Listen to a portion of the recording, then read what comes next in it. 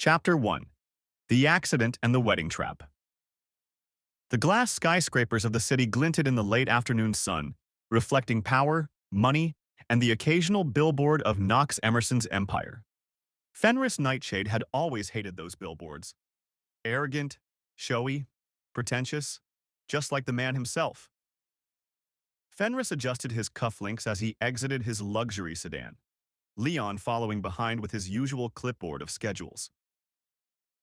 "Your next meeting is at 7, Leon reminded. Fenris rolled his eyes. "Please, Leon, don't sound like my mother. I already know my life is a prison." "You built the prison yourself." Details. They were cutting across a busy intersection near the cathedral when chaos broke out. A shrill scream tore through the air. A runaway bridal carriage. Yes, a literal decorated carriage pulled by white horses for some fancy wedding was barreling out of control down the cobblestone slope. The horses were panicked, the driver nowhere to be seen. And right in its path stood a trembling figure in pale silk robes, frozen in fear. "Idiot," Fenris muttered before bolting. Without thinking, he shoved the fragile-looking man aside, tackling him to the ground just as the carriage thundered past, scattering petals and horrified gasps from bystanders.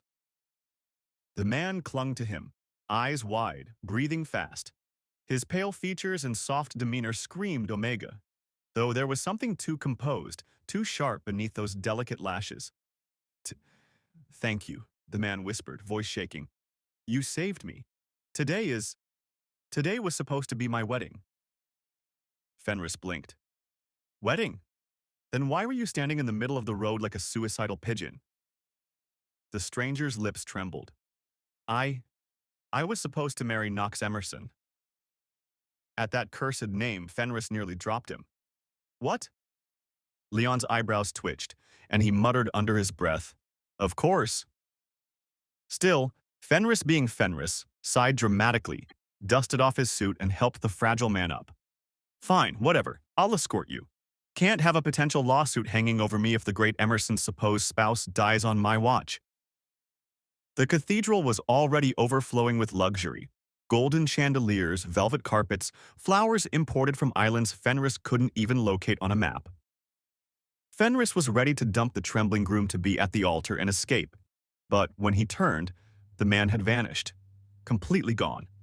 "What the—" Before he could even curse, the heavy doors slammed shut, and the music swelled. And there stood Nox Emerson. Tall, devastatingly handsome, his aura crackled with power and danger. His obsidian eyes locked onto Fenris with such intensity that even Fenris, professional menace, master of sarcasm, felt his throat dry for a split second. "Ladies and gentlemen," Nox's voice boomed, smooth as silk but sharp as a blade, "the groom has arrived, my husband-to-be, Fenris Nightshade." Fenris nearly choked. "Excuse me, what?" Papers appeared as if by magic. Contracts, photographs, legal deals stacked in neat golden folders. Nox's lawyers lined the pews like vultures. "You signed these partnership agreements, didn't you, Fenris?" Nox said, smiling like a wolf who'd cornered prey.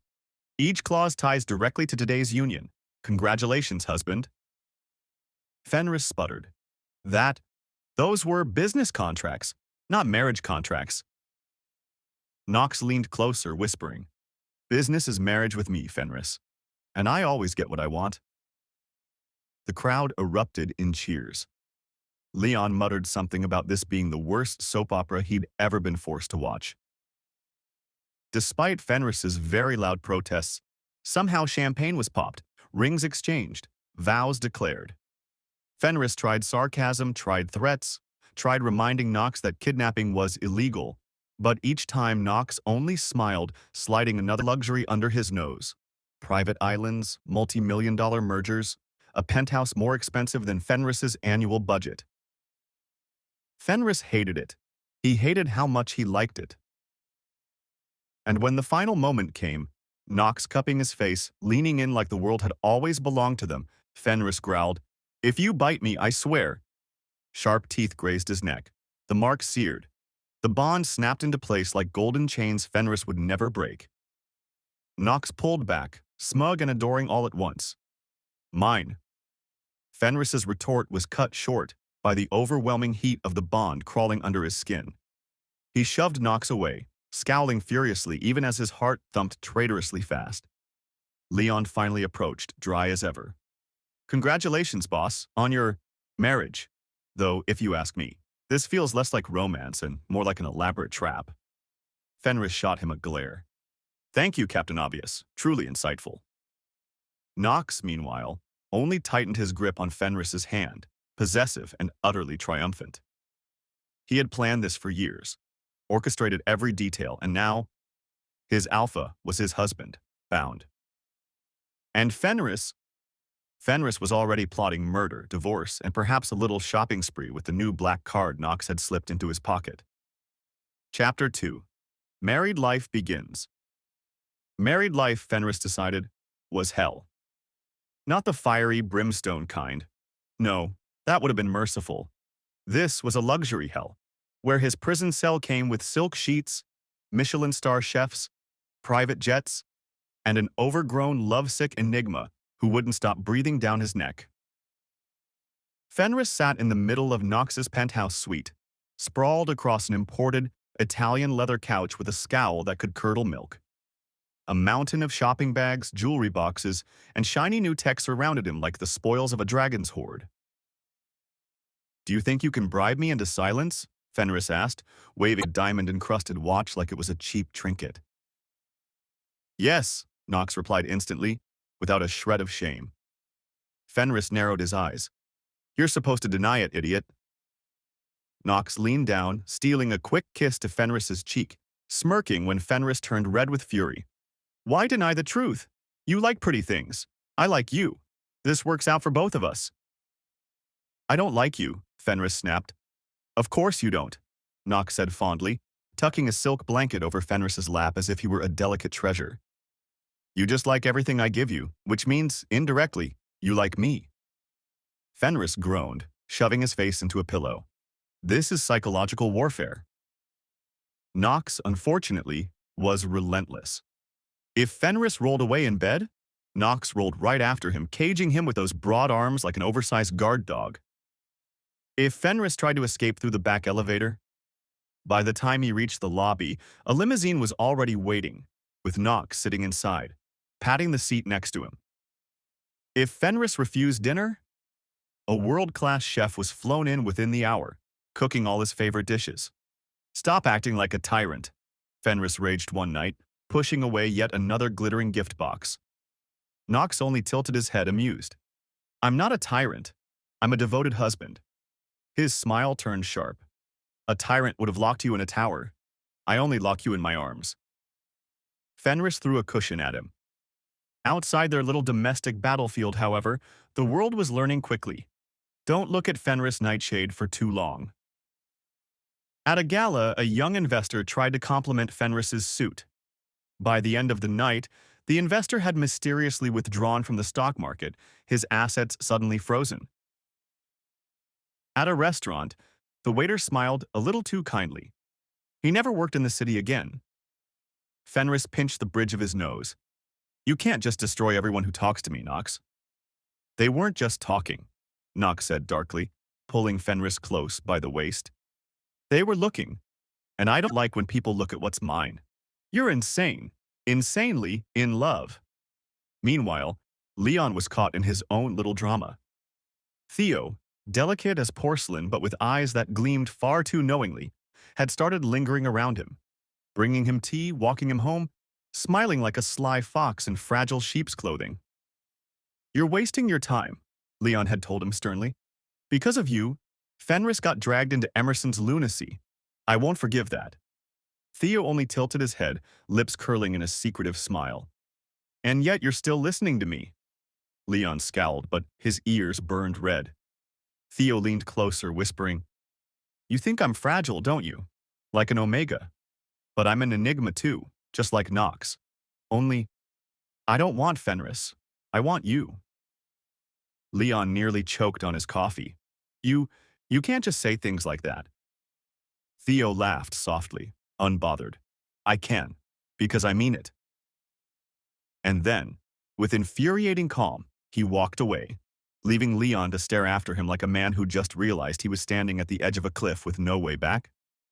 Back at the penthouse, Fenris was once again trying to negotiate his freedom by dangling a luxury brochure in front of Nox's face. "Look, a private island in the Maldives. Buy it for me, and I'll stop calling you a stalker for one whole week." Nox raised a brow, snatching the brochure and kissing Fenris's temple.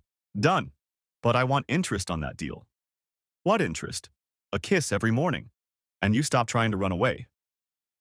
Fenris's jaw dropped. "That's extortion." Nox only grinned, utterly unrepentant, as he slid the signed property deed across the table.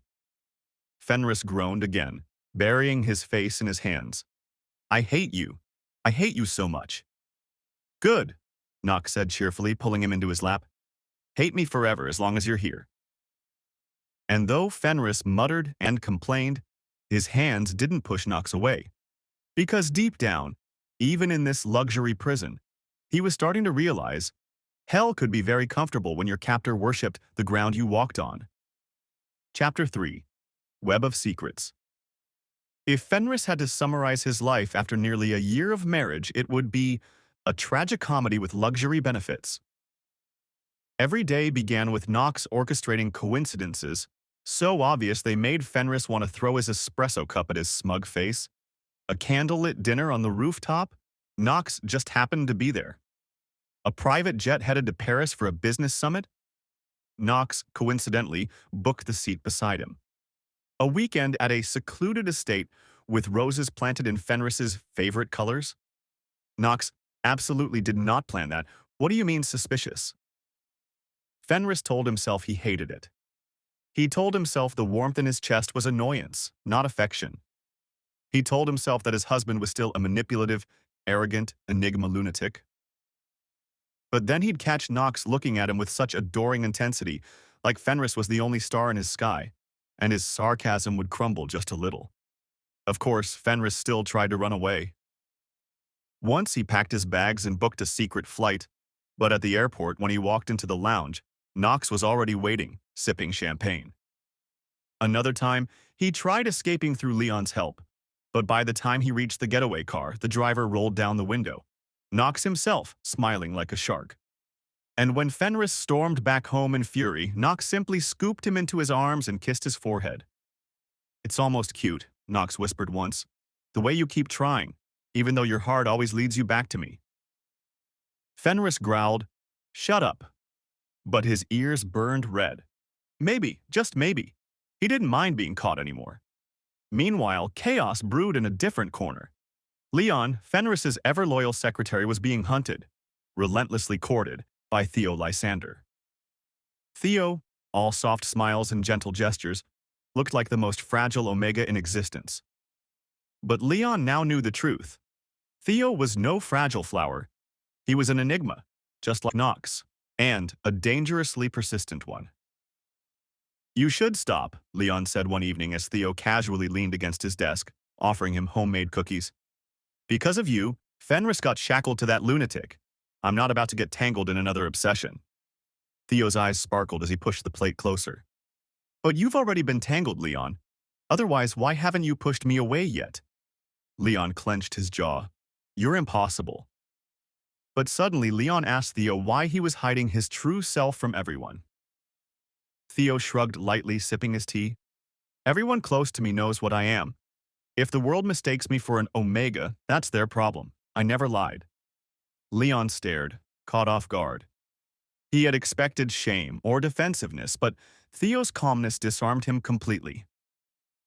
And after weeks of relentless flirting, persistent smiles, and Theo showing up exactly when Leon thought he could get peace, Leon finally gave up resisting. "Fine," he muttered one night, catching Theo's wrist. "But don't expect me to be gentle."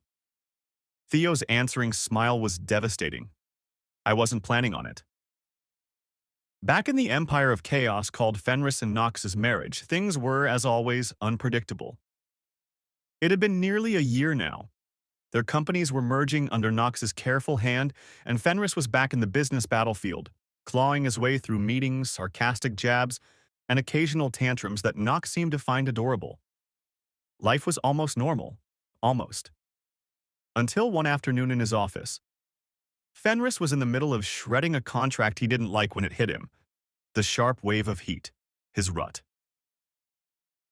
He froze, palms sweating, heart pounding, the scent curling heavy in the air. He cursed under his breath, trying to will it down, but he already knew it was useless. And somewhere down the hall, Nox's head snapped up. He felt it, before even entering the room, through their mating bond. Without a word, he stormed down the corridor, threw Leon the car keys and barked, "Prepare the car! Cancel everything, now!" Leon blinked but obeyed instantly while Nox swept into Fenris's office. Fenris glared at him, though his eyes were hazy, lips parted. "Don't you dare!" But Nox was already wrapping his coat around him, lifting him with ease. The drive home was chaos. Fenris cursed the entire way. Leon pinched the bridge of his nose. Theo, sitting in the back like an amused audience, whispered to Leon, "It's starting." At the mansion, Nox carefully laid Fenris on their bed, sweat on his brow from holding himself back. For a year, he had denied himself. Even in his own rut, he had locked himself away rather than force his beloved Alpha into something unwanted. And now, seeing Fenris flushed and trembling under the pull of his own rut, Nox made the hardest decision again. He kissed Fenris's forehead, whispered, "I'll be outside the room. I won't force you into anything you'll regret." He turned to leave. But then, Fenris's hand shot out, gripping his wrist. "Where are you going?" Fenris's voice was hoarse, shaky, but his eyes blazed. "Aren't you my husband? Aren't you going to claim me? Make me yours?" Nox froze, utterly stunned. His heart pounded like thunder in his chest. "Fenris, you don't know what you're saying. The rut is making you—" "Shut up." Fenris yanked him closer and crushed their lips together in a fierce, desperate kiss. His voice was rough, breaking between breaths. "I'm not asking. I'm telling you. I give you permission." For a moment, Nox just stared, trembling, as if the world had stopped. And then, the last fragile string of restraint inside him snapped. With a low, guttural sound, he finally claimed what he had yearned for all this time. Their bond flared with searing heat, their breaths tangled, their hearts pounding in unison. For the first time, Fenris gave himself willingly, and Nox poured every ounce of obsession, devotion, and love into the consummation. The night was chaos, fire, laughter, sarcasm tangled with moans, and Nox whispering "mine" over and over, as if afraid the universe might take Fenris away. And Fenris, sarcastic, stubborn, impossible Fenris, whispered back, "Idiot, I was always yours." Chapter 4. The Pregnancy and the Reveal. It had been a month since that night. The night when Fenris, in the middle of his rut, had tugged Nox's hand, kissed him with desperation, and given him permission to claim him. Everything changed after that. Fenris was still sarcastic, sharp-tongued, and infuriatingly smug, but he was also different. Sometimes he'd say something so scandalous that even Nox, the shameless, possessive Enigma, would blush crimson. Fenris would then laugh like he had just discovered a new favorite game. And gods forbid anyone dare to speak about how handsome or charming Nox was in public. Fenris's sour scent would flood the air instantly, his narrowed eyes daring anyone to continue their compliments. He enjoyed the way Nox panicked every time it happened, fussing to calm him down, as if the world was going to collapse if Fenris stayed grumpy for too long. But the true shift came one morning when Fenris stood in front of the bathroom mirror, holding a small test stick, his hands trembling. Pregnant. His first reaction? Panic. Absolute, bone-deep panic. He paced back and forth, muttering curses, listing every worst-case scenario, until Nox, who had sensed something unusual through their bond, appeared. Nox froze the moment Fenris blurted out the news. Then his entire face softened. A smile so uncharacteristically tender and radiant spread across his lips. "My treasure!" Nox's voice broke as he pulled Fenris into his arms, holding him so carefully as if he might shatter. "You've given me everything I have wanted." From that day on, Nox transformed into a dragon guarding his hoard. His treasure was Fenris, and the air growing inside him. He shadowed him everywhere, fussed about his meals, adjusted his pillows, threatened the staff to be extra cautious, and nearly banned him from working altogether. Fenris, of course, called him insane, but secretly, he didn't hate the attention. The visit. Theo and Leon arrived one sunny afternoon carrying flowers in a very smug air. "Congratulations," Theo drawled, kissing Fenris on the cheek in a brotherly way before Nox could snarl. "You're glowing." "Shut up," Fenris muttered, though his ears flushed red. Then Leon, clearly dying to spill, finally confessed. "By the way, Theo and we're together now." Fenris blinked. "Wait, you're with him? This shameless flirt? This menace?" Theo grinned, wrapping an arm around Leon's shoulders, asked Fenris, "Why so shocked?" "Because you are a menace and trickster." Fenris snapped. Leon just laughed and added, "He is also an enigma, Fenris." There was a pause. Then Fenris, wide-eyed, turned to Theo. "You're an enigma?" Theo stared at him flatly.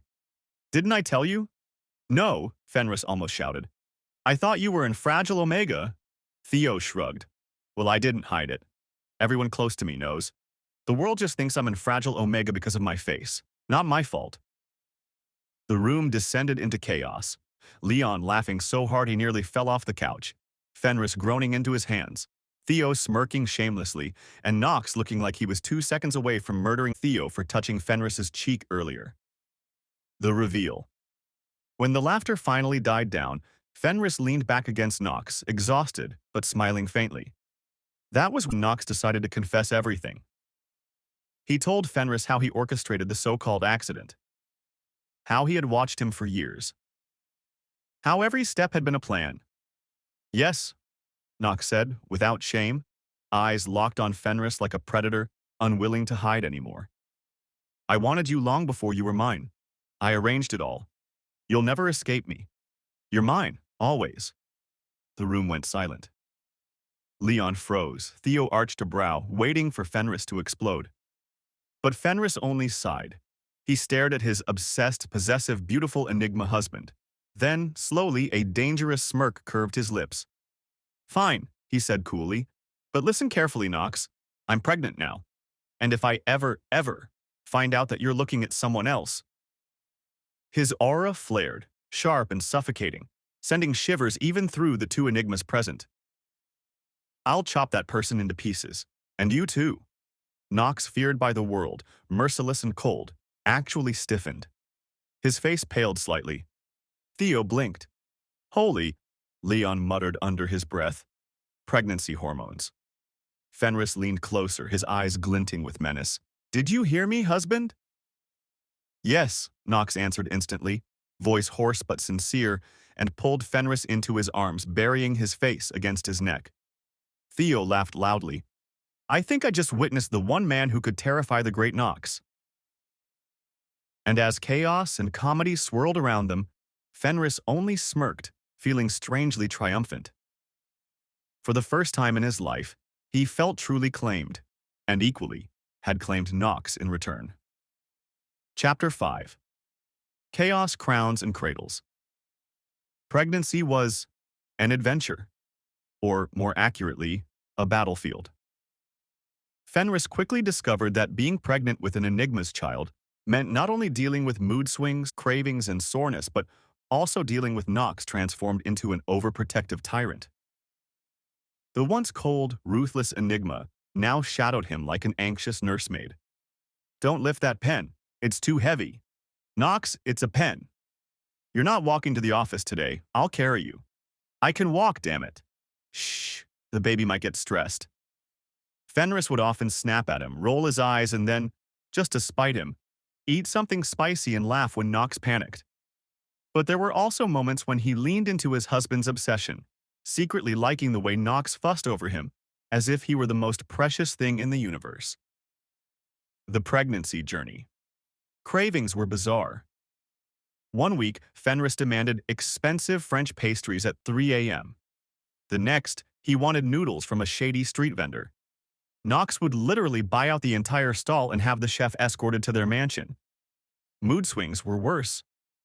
One evening, Fenris cried over a broken shoelace.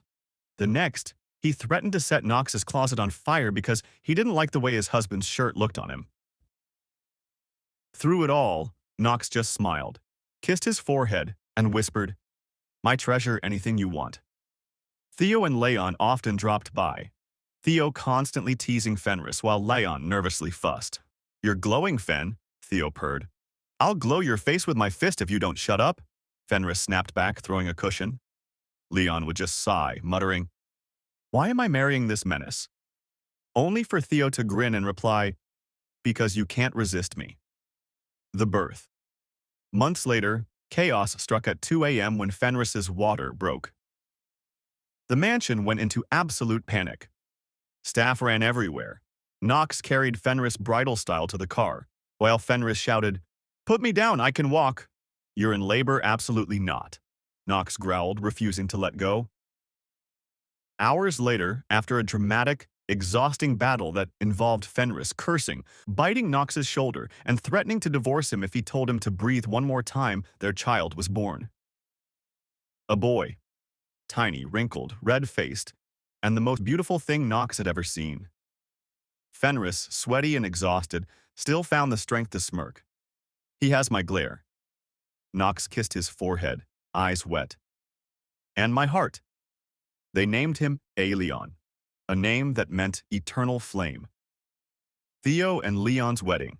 Life didn't slow down. As Fenris adjusted to fatherhood and discovered the terrifying reality of sleepless nights, Theo and Leon announced their engagement. The wedding was a spectacle, luxurious, over the top, filled with both romance and comedy. Theo wore white with golden embroidery, grinning like a cat who caught his prey. Leon looked breathtaking, though he blushed the entire ceremony as Theo kept whispering inappropriate things in his ear. During the vows, Fenris heckled loudly, "Leon, run while you can!" The guests roared with laughter, Theo smirked, and Leon muttered, "Shut up, Fenris," before kissing his groom. The twist. Months later, during one chaotic family dinner, Leon excused himself looking pale. Theo fussed, Fenris raised an eyebrow, and Nox narrowed his eyes. When Leon returned, Fenris asked casually, "So, food poisoning?" Leon groaned, "No, I'm pregnant." The entire table went silent. Then chaos erupted. Theo stood and kissed him dramatically, declaring, "Our love created life." Fenris nearly choked on his drink from laughter. Nox muttered, "Another one joins the chaos." Fenris leaned back, smirking at Leon. "Congratulations. Welcome to hell." Leon buried his face in his hands. Epilogue. Luxury and chaos. Life was full of office politics, billion-dollar mergers, late-night board meetings, and equally late-night diaper changes. Nox still guarded Fenris like a dragon, especially with baby Elian now stealing both their hearts. Fenris, while sarcastic and grumpy as ever, found himself falling deeper into their strange, chaotic, obsessive love. Theo and Leon juggled wedding bliss, company shares, and preparing for their own child. Theo proudly boasting, Leon groaning in disbelief. It was messy. It was loud. It was ridiculous. It was love. And as Fenris rocked little Leon to sleep one night, Nox wrapped an arm around him and whispered, "See, I told you. You'd never escape me." Fenris smiled, tired but content. Maybe I don't want to." And for the first time in his chaotic life, Fenris realized this was his forever.